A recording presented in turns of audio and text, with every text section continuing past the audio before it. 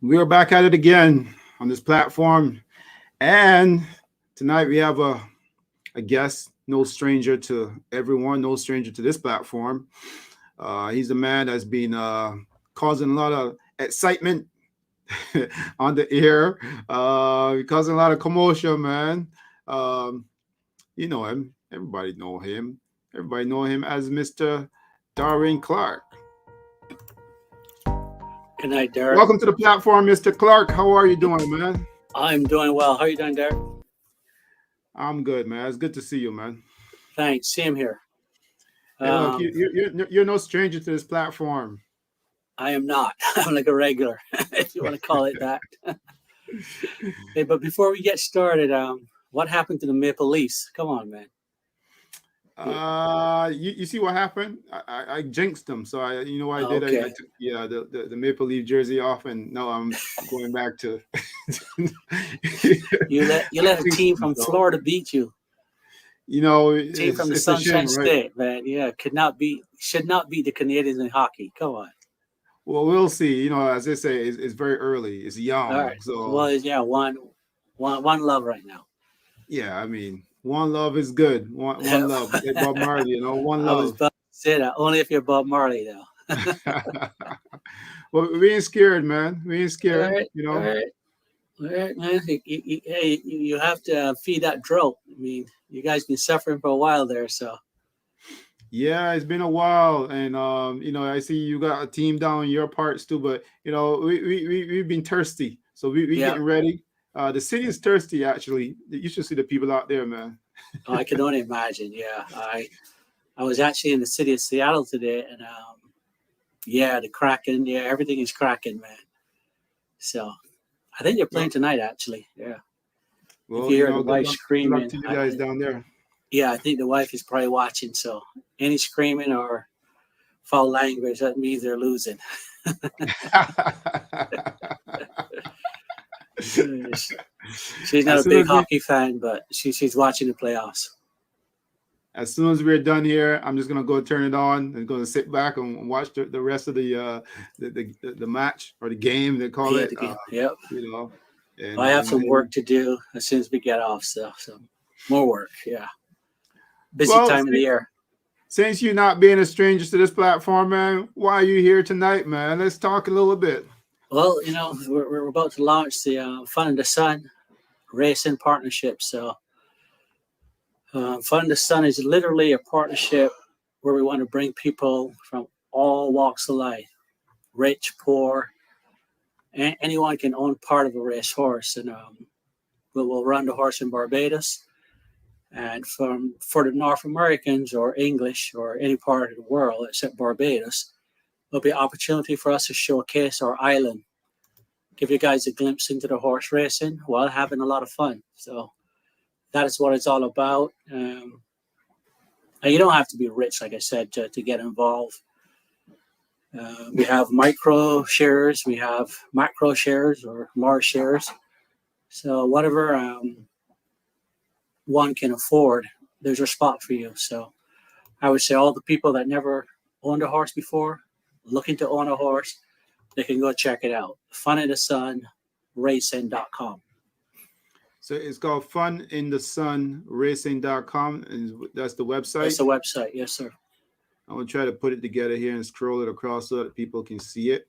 Yeah. Um, Fun in the Sun, brand new, and right now you can get as many people involved. You want to explain a little bit more? You say that you know for guys who's never owned a racehorse before, it's an opportunity to get involved. Right. Uh, Yes, sir. would you mind explaining that to people who are out there who are listening and watching? Yeah. So I'll go on the grand scale. Let's say we're looking for a horse for the Gold Cup, and we want to buy a horse for around $80,000. And you think, okay, I can only afford $1,000.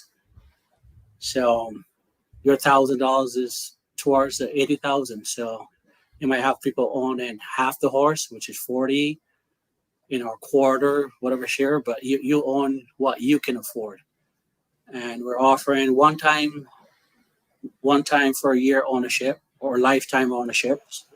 So whatever you think you can afford, whatever you want to do, there's always that flexible plan that works for you. And some of the options we have is a one-time buy-in. Like let's say you say, okay, I want to spend 5,000 maximum. Then we'll tailor a plan for you. Whereas that would include all the upkeep, your buy-in for that year, and your max is $5,000. So whatever you can afford, we'll tailor, and you'll own a fraction of that horse. Well, that's pretty neat. Yeah. I want to get into that a little bit, but I just want to get the name clear for so that people can see. Fun in the Sun Racing. Yep.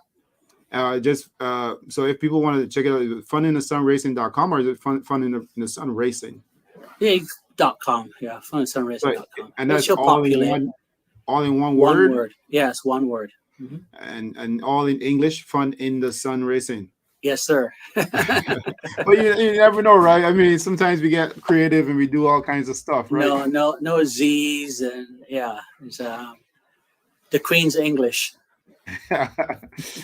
Funinthesunracing.com. Let me make sure I put that in there so that people can see it.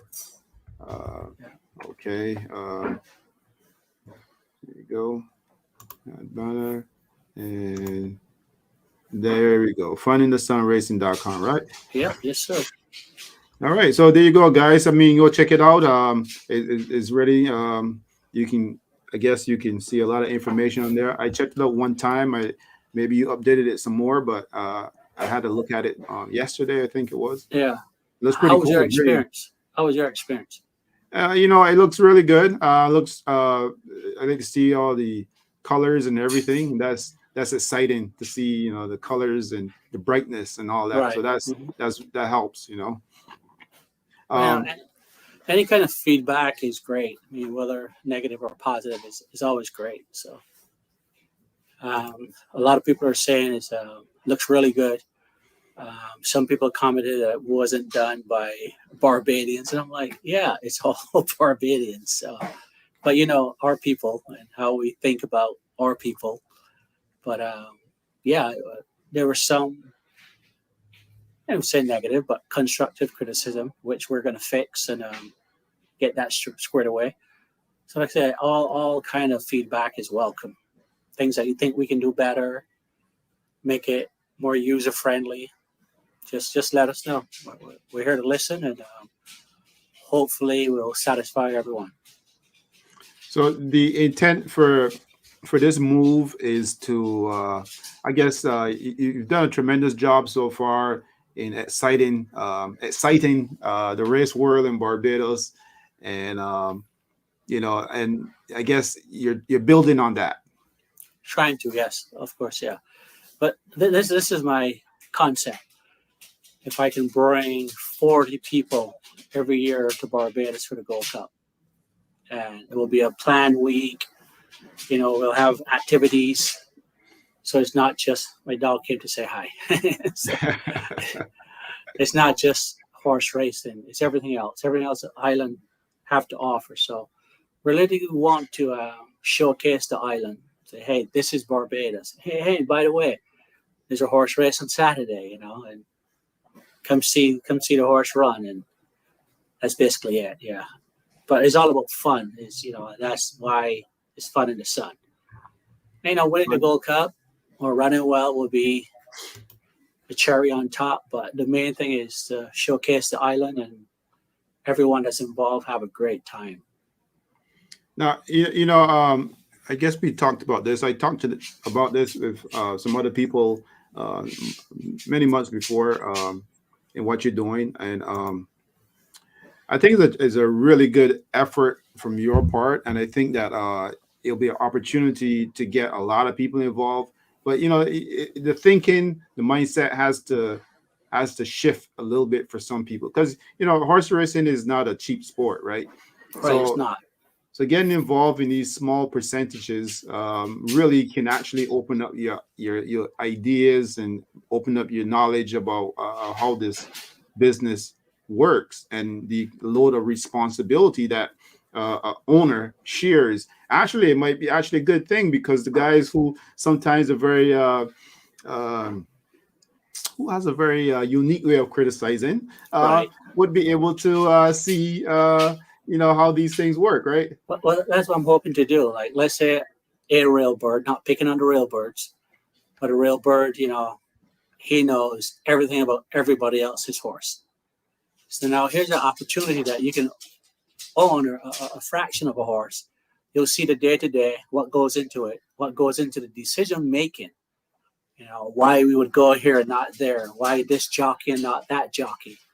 So it will be educational for people like that to get involved, and it's not going to break the bank. So, and like I remember Lord Michael Taylor. He at one stage he had one horse in Barbados. So he started with one horse, and then I think at some point he was probably the biggest horse owner in Barbados. I may be wrong, but I think so.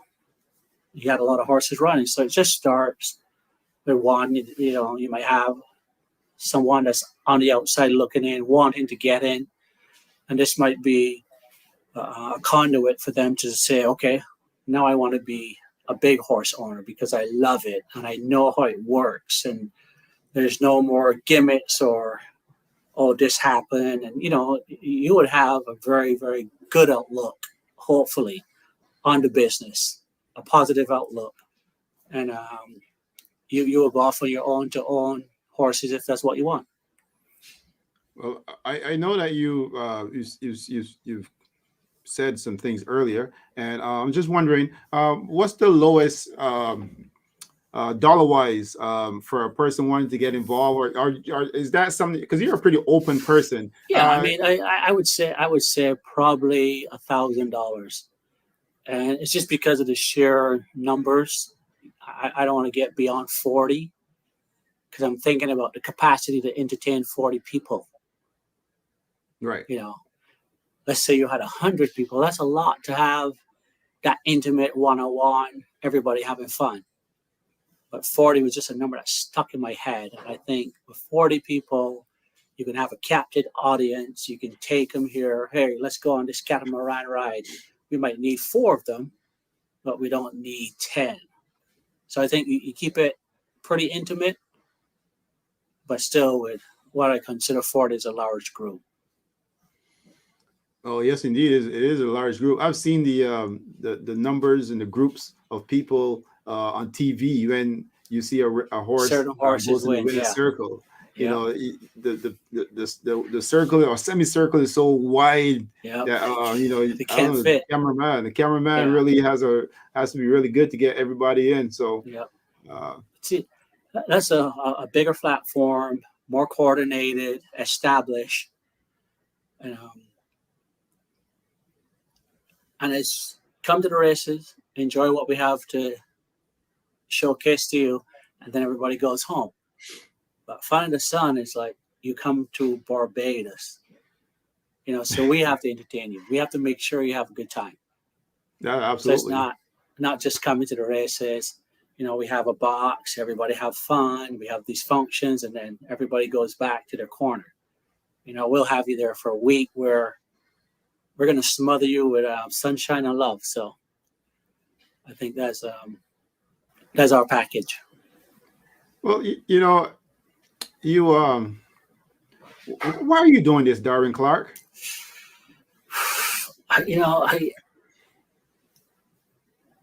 For all the time I've been here, I would always tell people, you have to go to Barbados. You have to go see this unique island.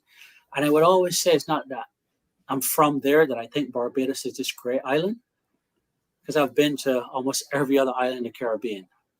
So I know like Barbados is unique, or people are special.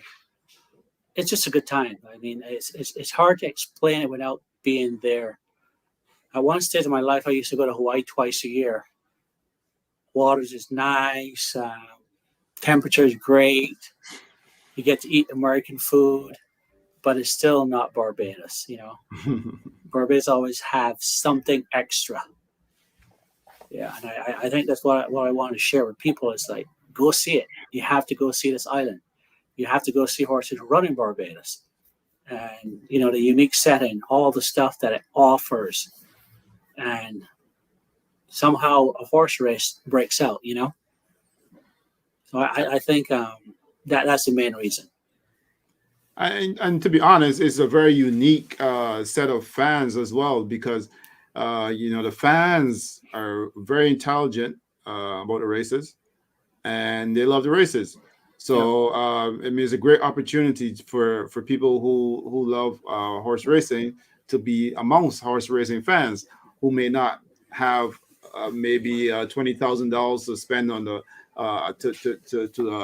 to bet, but maybe Right. just a few dollars just to buy a meal or whatever, just to talk about the race. Who knows? Exactly. It's But the lovely. thing is, our fans are unique. I mean, that is the right word. They're unique. They argue. They act like they own every single horse on the track. I mean, sometimes a horse wins a Gold Cup and the owners can't get close to the horse to lead it in, And I've never seen that anywhere else in the world, just Barbados. And, Wow. a couple of months ago, we had the Gold Cup. And, I mean, it's not as big as the first couple of years, but that crowd was a huge crowd. I mean, it brought back memories of the first couple of Gold Cups. Yeah, I mean, there's people who were there who say it was quite a bit of people the first time in a very long time. Mm-hmm. So that was good to hear, and I guess it must be exciting times for the people involved in racing in Barbados. You know, Yeah, I probably think a really so. good time. I'm just hoping they can keep up the momentum, because that was a very, very, very, very good turnout. Excellent crowd. Very good horses too. A lot of people brought good horses to the island for that race, and I think that's going to continue. I think next year's Gold Cup is going to be bigger as far as the quality of horses and the amount of imported horses.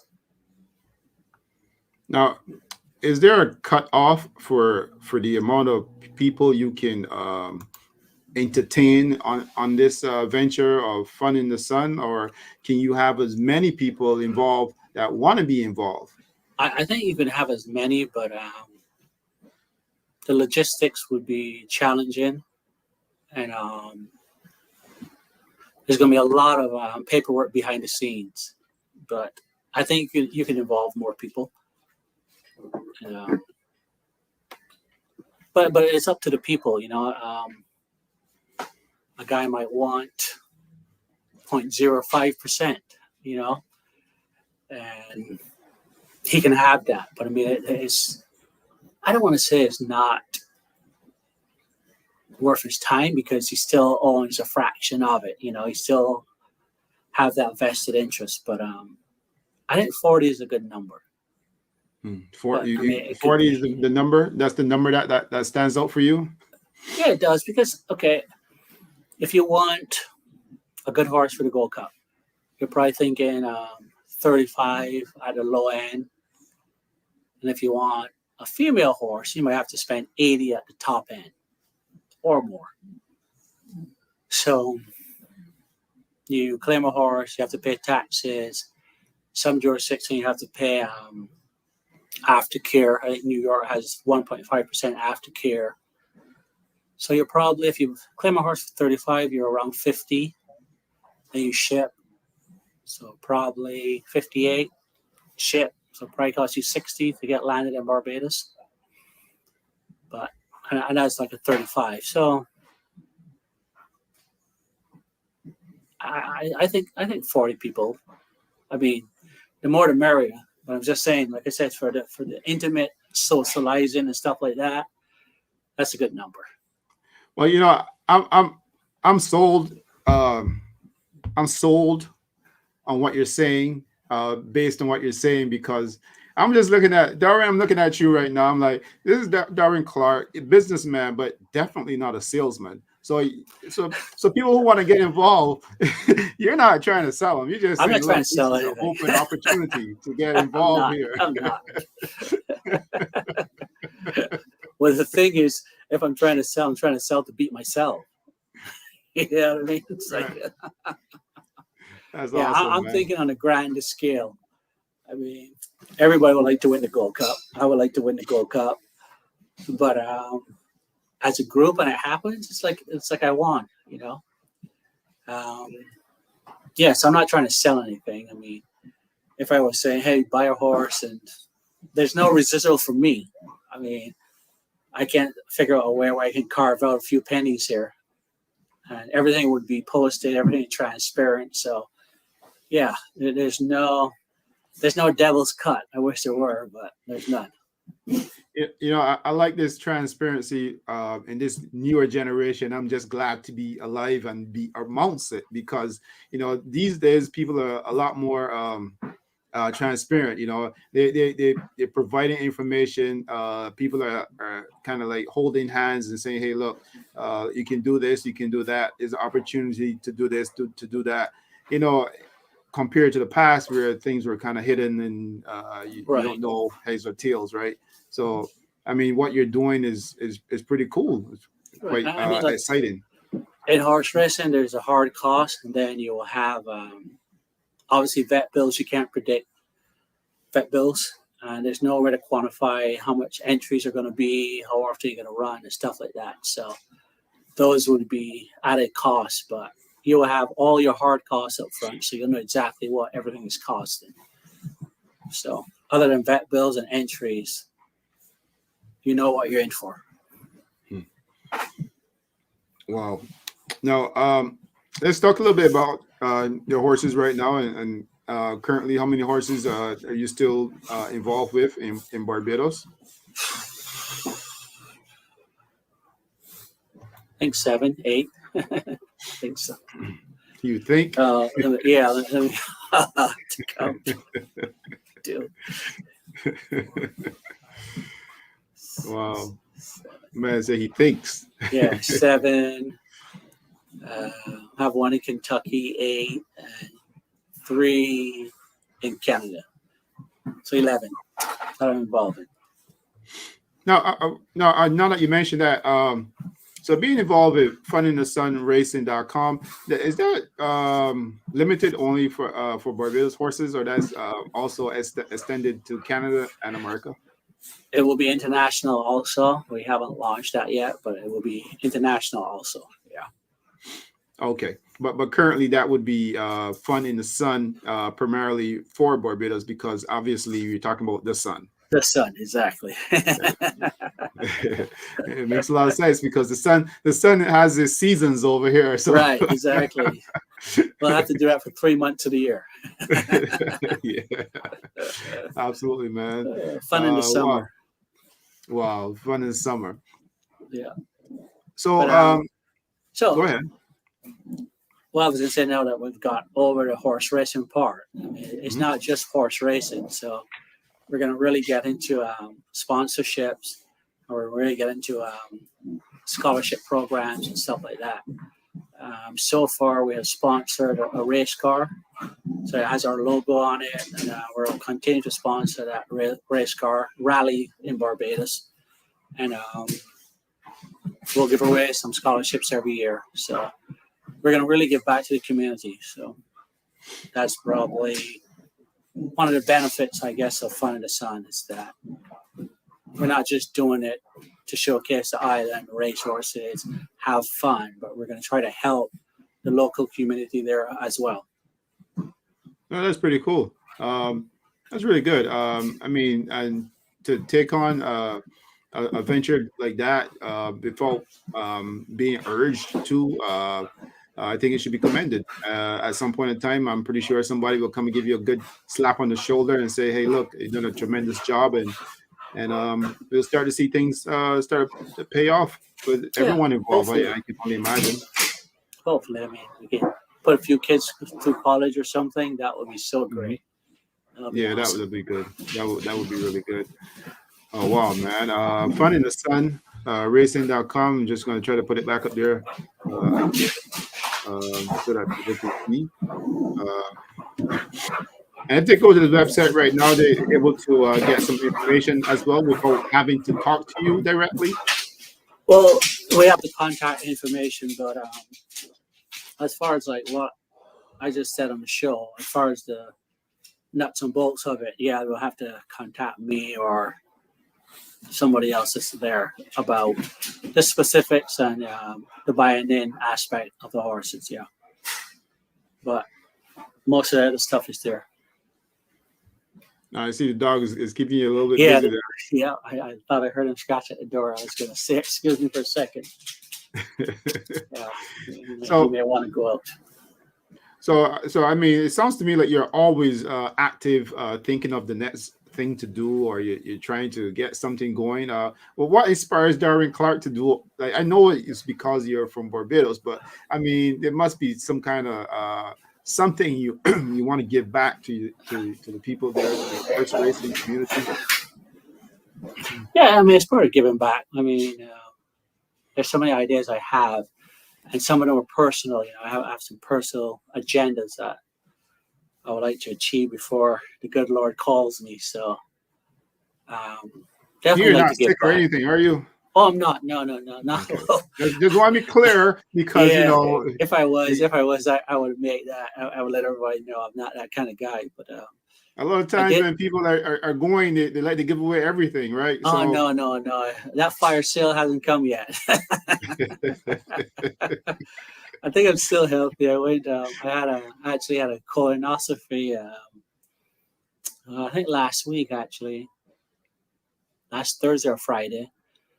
So you got to drink that nasty stuff and stay up all night, emptying out the insides. And but I think it went well. So well, yeah. that's good to hear. And you know what, I'm listening to you, and I know we had this conversation before, Darwin. And the thing is that that's Can what you I hold said. one I second? like, Can you hold one yeah, second? sure, yeah. Let's do this. Darwin Clarke has to go. I'm gonna wait until he comes back before I share this information because I really want him on because we need to talk about this uh, colonoscopy a little bit. I don't want to dwell on it, but I think it's a conversation that can be had. Um, you know, and while we're waiting for Darwin, I just want to remind people that the Kentucky Derby is coming up this weekend, and if you got a pick, can you please put it in the chat so that everybody can know who your pick is? We need to know because some people need to make some money. I see horses that are 50 to 1, 30 to 1. You know, by the time the race comes around on Saturday, Darwin, you might have another 85 to 1 shot at the Kentucky Derby. Well, I don't know. I missed most of that, Derek, and I Exactly. apologize. But yeah. Look, So I don't. I'll fill you in. Right. So I don't know if I told you this, but I had an older boxer. He was about 11, and I had to put him down about 2 weeks ago. But prior to that, about 3 or 4 weeks ago, I bought a new boxer puppy because I knew he was getting down. The old man was getting old, so that was my rush there, kind of getting him potty trained and stuff like that. So I think he's like, "Yep, I need to go out, guys." So anyway, so yeah, I have a Well, new puppy also. I was saying as you left the ear, and I would say I like this transparency from this new generation. I'm just Uh-huh. happy to be part of it. I'm glad you're sharing this colonoscopy episode because there's a lot of men that don't share that kind of stuff. Right. Well, I mean, And go you get know, it. Go get it checked. I mean, it's not invasive. It's pretty minor. To put you under and check you out if there's stuff that to be fixed or whatever. Because I think colon cancer is curable or avoidable if you do the colonoscopy. Because if they catch it early, they can treat it. You don't have to die from it. So it's one of those things. I mean, a lot of guys don't, want people messing with their stuff, but you have to if you want to stay healthy and live a healthy life. So yeah, absolutely. I make sure I keep up on my stuff and try to stay healthy. But yeah, all the guys out there just to go get checked out. I think a couple of days ago, one of my friends told me this guy Papa D, who I knew, he's probably younger than I am. He passed away, some type of cancer. And there's so many guys that younger than I am, and they're just and it's usually cancer all the way. But in Barbados, people don't go get their 6 months checkups and stuff like that, which they should actually go do. They might find something early and help you. Yeah, definitely.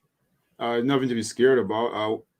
If anyone want to be encouraged, females tell me all the time. Look, we go to the doctor all the time. We get poke up here, there, Right. everywhere, and it's Mm-hmm. no big deal. It just Mammogram, stuff like that. Yeah. exactly, exactly.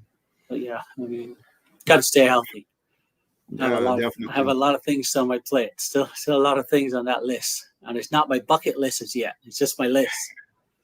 So, Speaking of your but list, do you have what's happening with the horses? Vividly is back at the track. She's back into training. There's a race on, I want to say May 27th, which is about 3 weeks. She'll be running there. Um, if she's not ready, we'll run her the following week, which is June 13th. So the following 2 weeks, there's another race for her there. And I think Jockler started back a couple of days ago, maybe yesterday or the day before. Where time flies. But there's a race for her. I want to say the end of June. So we'll run it there. So she's about 2 months away, 7 weeks away.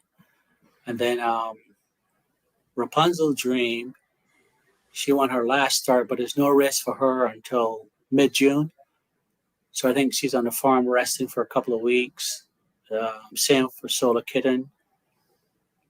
And then the two boys in Winnipeg, they just did a half mile. So I think they'll do a 5/8 next week. And then we'll look for a race for them shortly.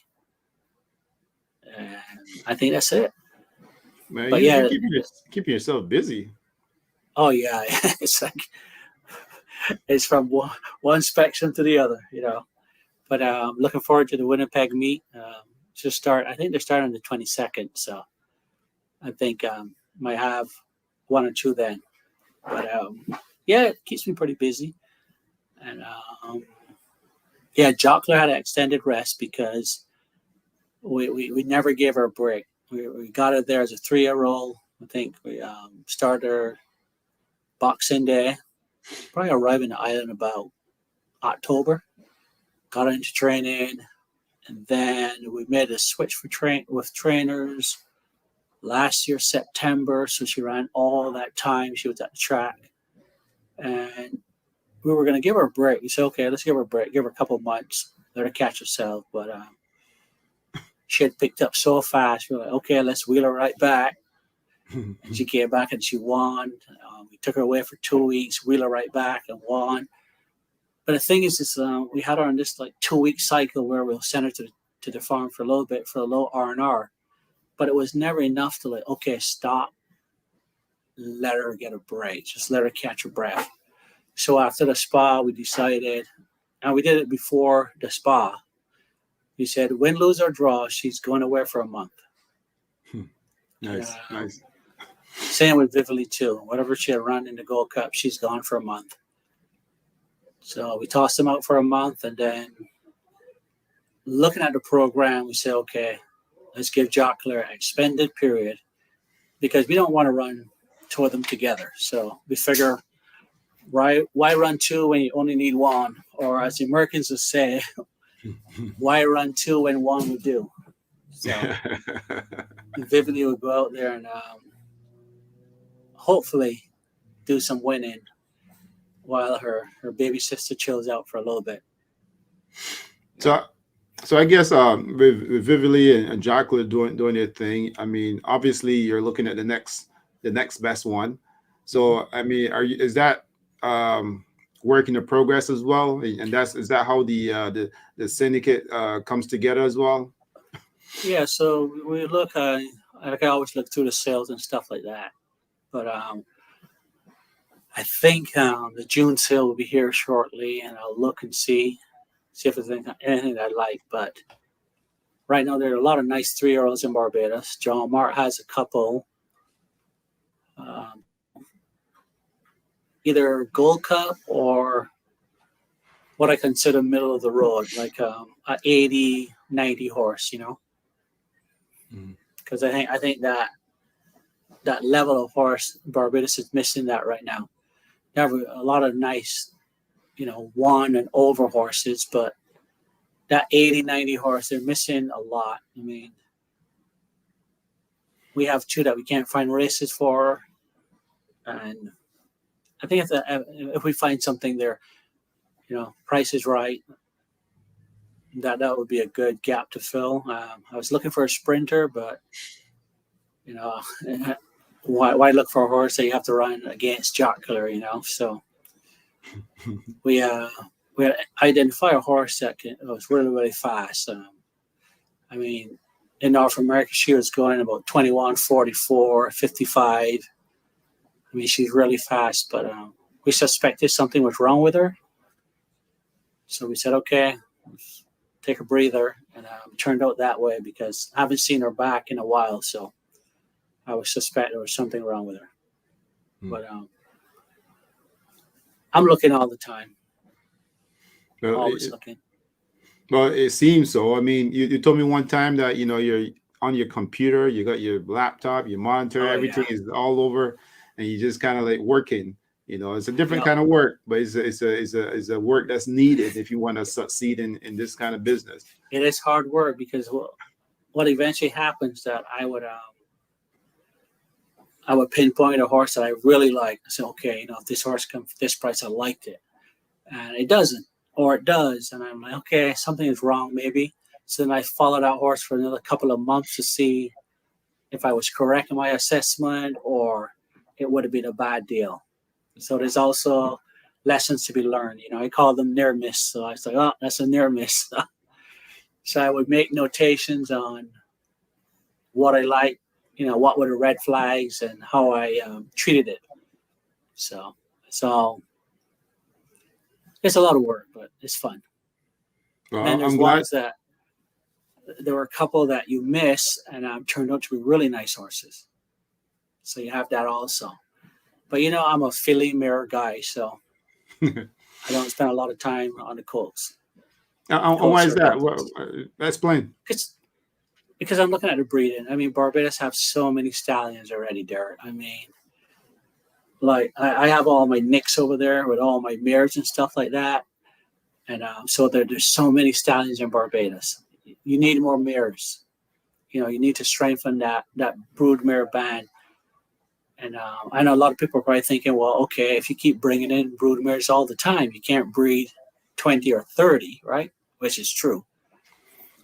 But you can lease one out or give one to a friend that wants to breed. He might not be able to afford a mare of that caliber, but you can say, okay, you can breed her for the next 2 years. He'll take her over, feed her, breed her for the next 2 years. And that's how you can what I call the aftercare of those mares, Because I think if you bring a gelding in and he doesn't turn out, you should still be responsible for the care of that horse until he pass away. So with a brood mare, it's so much easier. It's like, if I can't afford to breed 20, I would give one to a guy, one over here, and they can breed them for a couple of years. Well, it seems to me that you have a plan, and I do, yeah. Yeah, it sounds like you have a plan. I mean, I'm looking at you. I'm trying to figure out, what this plan could be. But I'll tell you what, people that want to get involved can hear a lot more about it from you because you've constantly telling me, look, you're an open book. I'm here to, just share information and also, do some business too as well. So right. Well, I mean, I would love to see the races in Barbados be sustainable. New owners come in, and just strengthen the game. Make it more professional. I mean, there are some things that I know would not change in my lifetime, but if you get some little steps in the right direction, I mean, that's a plus. What are some of those things that you're referring to? All right. Well, you always like to open a can of worms, Derek. Well, look, we're having a conversation, right? And right. I'll tell you something. Let me tell you before you get started. So my wife, she would always knock on me a bit because she said, "Guys, man, how you guys even understand each other? Because you guys don't even you guys don't say nothing. It's like, yeah, yeah, yeah. Like, so Yeah, that's why we I do. started asking more questions. Right, you should, yeah. But yeah, it's a good So, question. It's a really good question. But I mean, I would love to get in the ear of the handicapper. I don't know him.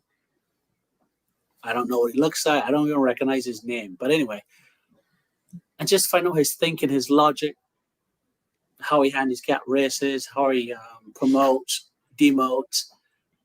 And case in point, Dominus, I think he won 7 in a row, maybe wrong, maybe 6, but very good horse, best sprinter in Barbados.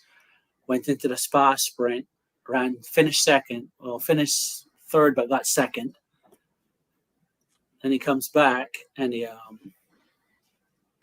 runs last week. He runs third, I think. Yeah, third. And he got dropped 2 points. I think he was rated 25. They dropped him to 23. And that is not logical. I mean, promote the horses that beat him, bring them closer, but there's no need to drop Dominus. I mean, and this is my handicapping angle. Jockler just beat him. She's resting. He ran one time, and he gets dropped 2 pounds, 2 points, however. So when he meets her again, that's going to be a 2-pound swing. Because that's how they're handicapped there, based on what your horse is rated. And I'm thinking, she can't give him 2 pounds and beat him based on the last running. And I would just like to ask him, why would you drop a horse like Dominus? He's running with 35. Drop him 5 pounds. Drop him 10 pounds. But not drop him in class. I mean, it's not to say he ran with 120. He had top weight. So you can take some of that weight off to bring him closer to the horses that beat him instead of dropping him in class. I just don't get that. So stuff like that is like, I probably wouldn't see that change in my lifetime. But I mean, if you ask me a question and I made a decision one way or another, I would tell you exactly why I made that decision. I will have a logical answer. And I'm not saying that this guy does not have an answer, but I will love him to share that with me because it doesn't make sense to me. I mean, we don't have to agree. We can agree to disagree. We can move on. But I would just love to get in his head to see how and what he's thinking. well, I mean, it's an opportunity. I mean, like, I can, well, what I'm trying to say is like, you're not part of that team, so obviously you're kind of like trying to figure out, okay, why are they doing this? In From your professional point of view, it doesn't make sense, but it is opportunity to learn, maybe for them or him, or or maybe even for you to understand the reasoning behind why they do things like that. Right. And like you said, you don't have to agree on it, but you just understanding, so that from your point of view, you have a good understanding of how the racing is rated and so forth. Well, it's also to I don't want to say to educate him because I'm assuming that he's not educated in his field. Right, But right. I'll bring it to my field. Let's say you're building a house, and you said, "Hey, Darwin, my budget is maxed out, and we're not finished." And you're like, "Hey, what should we do to save money?" I can logically tell you and walk you through how to save money. So I'm saying, I can do that. If someone calls me and say, "Hey, I have this problem, that problem," I would say, "Okay, well, yeah, we've been there before, and this is how we mitigate those losses and this and that, and get them in the right." I'm just asking him from one horseman to another. If I can even ask him that question, is why would you drop a horse like Dominus 2 points? And hopefully he has a legitimate answer, and he would like, "There you go, Darwin, shut your mouth. You're not as smart as you think." Right. Well, I mean, at least you would have an understanding, but I guess to his point of view, he might like, why do I need to tell you that? Or how? Well, he doesn't. But I mean, it's like, if you want the racing to be better, you know what I mean? In my opinion, if you want it to be better, I mean, like, I can probably ask a jockey, well, why would you go on the inside here, or why would you do that? And I would have my opinion, but he would give me an excuse like, okay, well, it opened up, or I thought this, or I thought that. And it will make sense because I've ridden horses before. So I'm saying as a horse person, I would just like to know his logic behind handicapping. So I guess it's a bit of transparency. Yeah, exactly. I don't think I'm an expert, but I think I've been around for a long time, and there's certain that just doesn't make any sense, and I would love it to make sense. It will bug me if it's not making sense to me. It's like I would toss and turn. It's like, why would someone do that? But I mean, like when we were putting Jocelyn in the spa, it was the same thing. I looked at it logically. I figured, okay, she can't beat Vividly going 9 furlongs, so why even try? I wasn't even handicapping the other horses in the race. I was just handicapping Vividly. I said, if we go into sprint, we'll definitely, from the time we hit the gate, we're running second. And if we're close enough to Dominus, we'll beat him.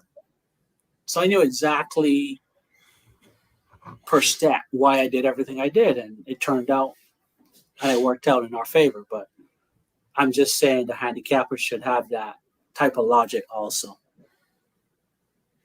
Well, I think it's an opportunity. Yeah. I think it's an opportunity. I mean, to be honest, I mean, you live in North America. I live in North America now. So, I mean, we kind of get used to having a lot more clarity, a lot more transparency, as you say. But where we're from in Barbados, things are not always as clear. So, yeah, I think it's for the better. I think it's for the better. It's a problem with the island because people don't ask questions. People don't expect answers, I guess. I mean, they should. But, I mean, not to say North America versus Barbados, but in North America, you can ask almost any question and get the answer. This is why we do it. Might be a cost savings. It might be per code, whatever. But you will get a satisfactory answer. You wouldn't get, I don't know. I actually was messing with a waiter and asking what's the difference between bread and cake. And he gave me a BS answer. I'm like, I don't want your BS answer. I said, I'll Google it when I get home. I haven't Googled it yet, but he was telling me about sugar. Then he came back and said, no, maybe it's the yeast. And I'm like, I said, I don't know. That's what I'm asking you. But it's something that popped into my head. I was like, Because, I mean, banana bread looks like cake. I mean, the texture. So I don't know the difference. So maybe folks at home can Google it, and Google will probably tell them. But, yeah, if you ask a handicapper why he moved a horse, he should have that type of answer for you, a logical answer, I remember when I was in Barbados, and I'm getting off the trail here for a little bit, but I would randomly ask people to recite the national anthem. And I would say nine times out of 10, they could not. They didn't even know the words of the national anthem. I'm like, man, you're a Barbadian. You don't know the words, but here they're playing, They're this big man and tough man. And you don't even know the anthem, bud. I mean, come on. But, I mean, we live lives like that. We just go from day to day, and we don't even worry why the sun comes up and sets. Nothing like that. We just drink, have a good time, and call it good. Would you call that being lazy? Because some people say, well, it is what it is, but is it still it is what it is, or is that mentality has to change? I hate that line. It is what it is, because we can always change it, But I use it if I'm talking to an ignorant person, and I don't want to go into depth. I would say, yeah, it is what it is. But for me, it's never is what it is. It's like, let's change this. Let's move on. Let's do something. Just don't accept the status quo. Let's change it if you can. I mean, because there's some things you can't. So you say change the changeables, right? But yeah, I don't like that line at all. It is what it is. But I use it if I'm talking to a person I think is ignorant. Well, yeah, I guess. Yeah, but but ignorant has its phases because a person could be ignorant in something, and right, Oh and yeah, it right, just it and so means not knowing. That's what the word exactly, means. Yeah, exactly. so lack of knowledge, but you can educate yourself. Well, It's not a Darwin, bad word. it is what it It is. is what it is. Yeah. Or they say, if better can't be done, let the worst continue. So Oh my main guy Rock, he would whenever I called him years ago, he was it's all the same or everything's the same. And I would always say, no, everything is not the same, Rock. I said it's either better or it's getting worse. I said nothing stays the same. I said, so you're either better than you was yesterday or you're worse. So I said, you figure it out. I said, even if you're a tree, it's not the same because you're getting older or you're changing your leaves. Something is happening. So now he doesn't say, same as yesterday or same old. I'm like, no, better or worse, buddy. So tell me what it is. But that's just how I live my life. It's like, it's not business as usual. It's always something, ever changing every day. So, yeah. you know, I, I get the feeling that people getting involved in funding the sun racing.com is going to be it's going to have some fun. yeah. If a leader like you who's the way how you perceive things and you go about your lifestyle and so forth, I can only imagine that you will probably share a lot of information and people will be very very just excited just to be around that kind of energy. Oh, yeah. We have a lot of big things planned. Very, very big. Uh, but I'll talk to you, off air. We'll have some stuff to discuss. Okay, But great. yeah, just more promotion. Yeah, But of yeah, course, man. Talking is good. I kind of like doing it. That's why I kind of do this. so yeah, I'm a talkaholic. But Talking yeah, is man, good, man. They say talking it's is cheap, but talking is good. yeah. I mean, you learn. Hopefully, you learn stuff while you talk. While people discuss issues or plans. And I always say you have to make everyone always make good plans to begin stuff, but never to close. How's it going to end? How are we going to wrap up? Stuff like that. They're never. I don't want to say smart enough, but I never planned to closing. Always grand opening, but never grand closing. So can't do anything forever. So at some point, you have to say how I'm going to wrap this up. How is going to be Well, the curtain call. So, but yeah, it's that is always red and rosy at the beginning, and exactly. Everything's great. We're all cool, but nobody's planning for the inevitable. It could be death, separation, whatever. But it happens. It absolutely happens. So the business side, yeah, you have to plan that. How we're going to dissolve, how we're going to move on, stuff like that. But hmm. yeah, man. Sounds to me like you've been thinking a lot about the business side. Well, I mean that's what you do. You're owner, so Yeah, that's all you do probably. I mean that's all I do. I mean your business is fun in the sun, but it's all business still. Yeah, but I mean, like every day. This morning I woke up. It was such a hectic day. I was like, oh my god, I can't get through this day at all. But obviously, I'm here. I got through, and like every day is. But it's just putting out fires. Big rocks, small rocks, getting them all to fit, and that's how I live my life. Just putting stuff together every day. Yeah, challenging myself, doing more, wanting more. So there's no stopping. There's no slowing down. So So besides giving back to the community and so forth, what else motivates Darwin Clarke? I mean, you just lost the well, I want to say lost, but you didn't win the Gold Cup. So does that inspires you or motivates you a little bit more to maybe strive for that as well?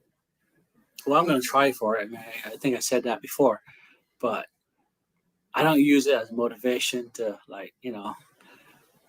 I don't have it on my wonder board. I don't have it written anywhere in the house. Win the Gold Cup. um, what motivates me is probably keeping the team going, keeping the team intact, um, being there for them. Um, being outstanding so they can be outstanding also, I think. Um, driving home professionalism. I think that's what motivates me. I mean, I don't want to let people down in any facet, friends, family, team members, whatever. But I honestly think the thing that motivates me is my wife. I honestly think that, we were having a conversation coming home today, and she's like, "Oh, you always complain I'm on your ass, right?" And it's like, "Yeah, that's why that's why it's getting flat." And she's like, "No, I still got a target on it." I said, "Well, you're right in my back, then that's why it hurts." She said, "Maybe." So in that jovial, friendly way, I think that's my motivation, because I don't want to disappoint her in any way, any fashion. So I think that's basically my motivation there. It's not. Man, that's some deep stuff you're sharing with the public, man. In terms Yeah, of, I know. yeah, I it's get like I get deep you're, sometimes.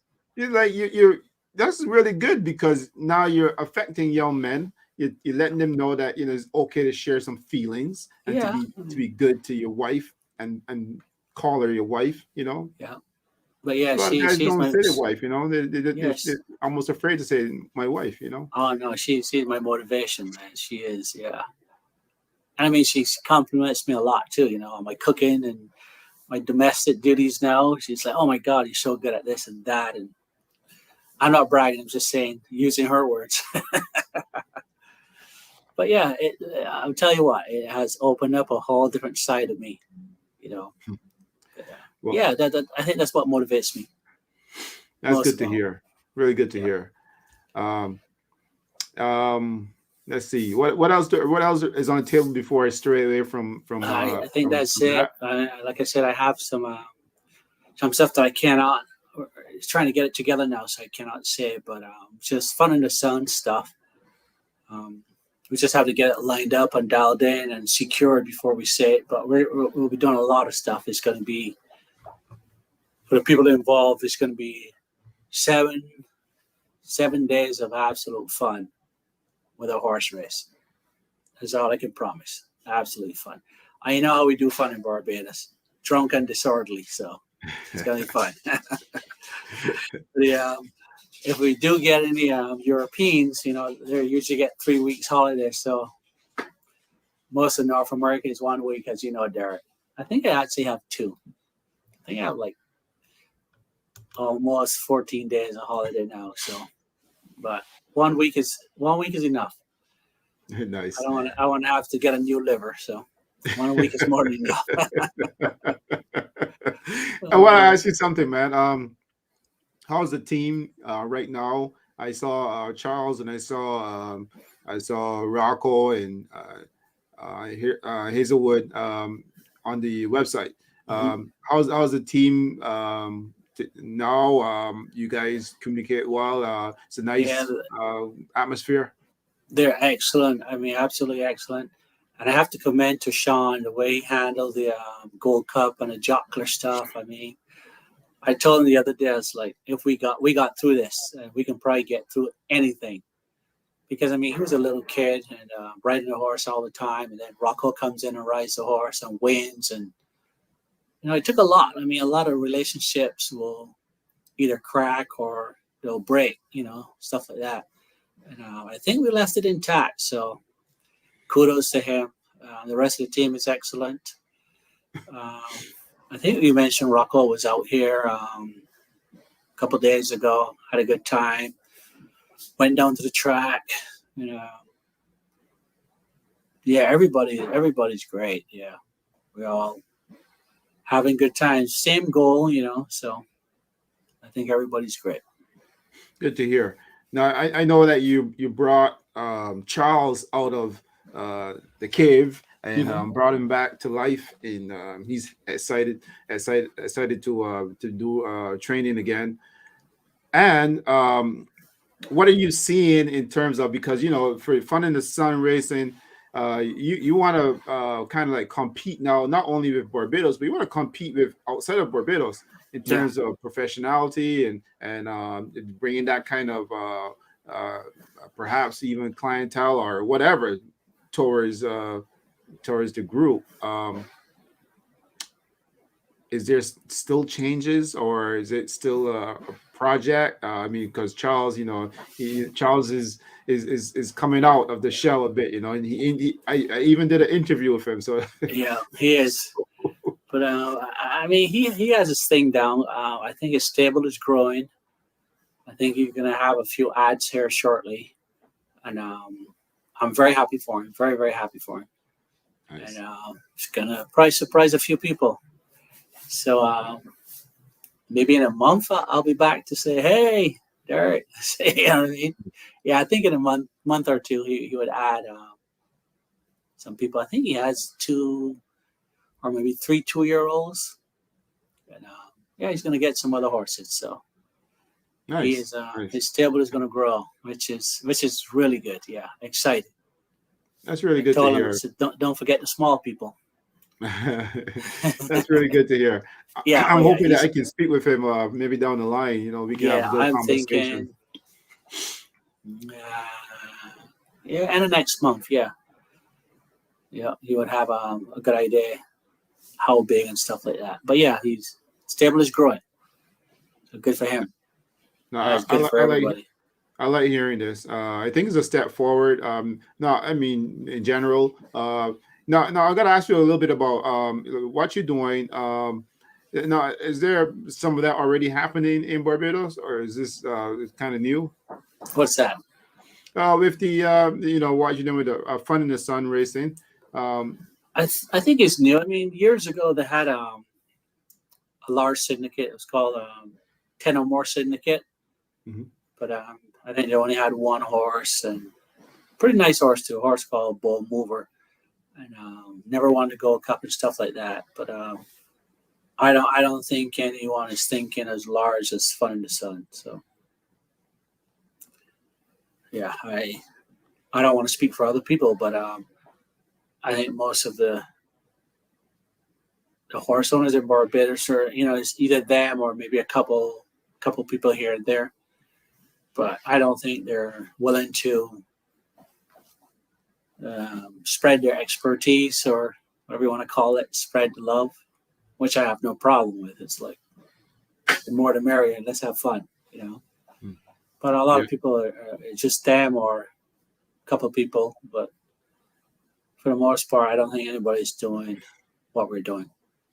No, well, I commend you for at least giving it a shot, and I'm pretty sure that it'll continue to grow, and I'm looking forward actually to seeing it grow and to hearing a little bit more. Maybe perhaps because you're just a baby stages with that, and maybe a few months from now it'll be all together, and we'll be talking Gold Cup, we'll be talking Yeah, horse. we'll be talking horses. But yeah, a few people have reached out, so there's definitely interest, so which is really good because sometimes you have these. I was going to ask you, what's a really good number for a Gold Cup horse again? For Colt or Gelding, 35-40. I mean, I think that's what the last winner was claimed for. I think the Safi Joseph horses they will be a little more expensive. The ones that he brought, Mhm. the Mohawk was $35,000 claim. But like I said, we concentrate on the mirrors, so a mirror on that caliber would be more expensive. Nice. But I mean, if it's let's say 10 people say, Colt, we'll get a Colt. So I mean, majority rules, right? Yeah, well, definitely. And I what I really like about that is the opportunity for other people to be involved and to learn a little bit about how that side of the business works, and also just to be involved, just to be part of it. It kind of brings some excitement. I mean, what's $1,000 or $2,000 in a year? I mean, you shave that off, and really that's throws in the bucket. Yeah, less than a cup of coffee a day. Exactly. So But it yeah, sounds like it's a lot of fun. Yeah, it's going to be fun, and like I said, Colt or Gelding doesn't matter. I mean, it really doesn't matter. It's like everything will be done based on democratic ways. So majority rules, and that's what people want. Yep. Same with choosing riders and stuff like that. Majority rules, and we'll go from there. Well, it sounds pretty good to me, Darwin. Now, before we go, as this is the Kentucky Derby weekend coming up, did you have a look at that yet? Oh boy, I still like Forte. Drawn out there. I love his first run. I wasn't too impressed in his second start, but I think he's the class of the bunch. So I think that's my horse. Unfortunately, I heard. We'll skip that because I don't have a lot of info on it. But yeah, Forte is my horse. What about you? To be honest, I had a look just last night, just a little bit before I went to bed, at some of the past performances of the horses, and I really like that Japanese horse coming from Dubai. Yeah, a lot of people like him. I think I was talking to one of the writers, maybe Rocco or Tashawn, and they really love him. So somebody love him. But I like Tapit Trice also, but I think Forte is a class. I want to see him more aggressive, like more into himself. Like when I think when he won the Fountain of Youth, I think he was very, very, very under muscle and won well. It might have been an easier race. Maybe that's what I'm seeing. But the second race, he kind of labored. I wasn't sure if Irad was just trying to see how much he had in the tank, but he still won, but he wasn't as impressive as the Fountain of Youth. That's the race I think it is. So he may run as better as a fresh horse. I don't know. But he's definitely the class in the field. Definitely, but I mean, it is a big field, so a lot of times just positioning and stuff like that, and finding room. It's a hard race to win. Very, very hard race to win. Yeah, it is.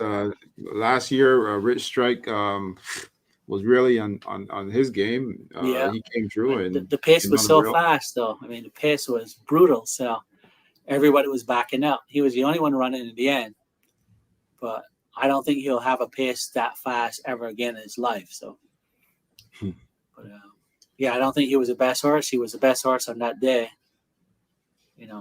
but pace was a big factor in his Kentucky Derby. But I've never seen a Kentucky Derby run slow. So people jump out, and for some reasons, everyone goes fast.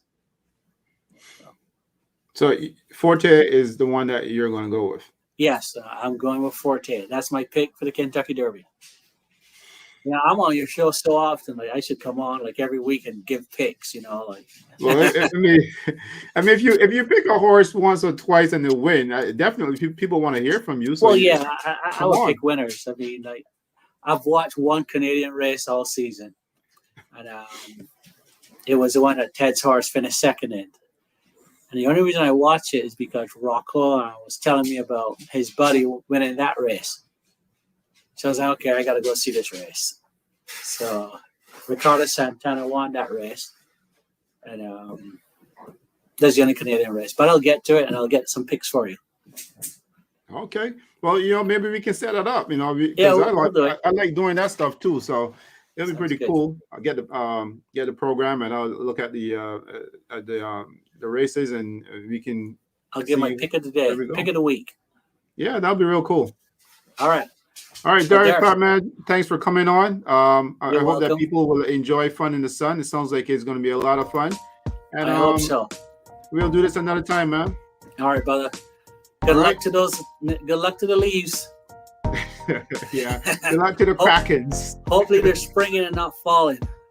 They're gonna excel, man. They're gonna do really good. Not to worry. All right. We'll thanks for coming on, man. All right, brother. Have a good night. All right. Until next time. Will do. All right.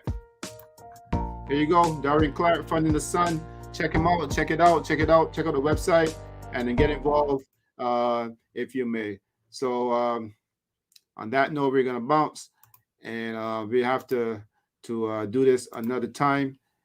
So until next time, guys. I guess we'll be seeing you pretty shortly.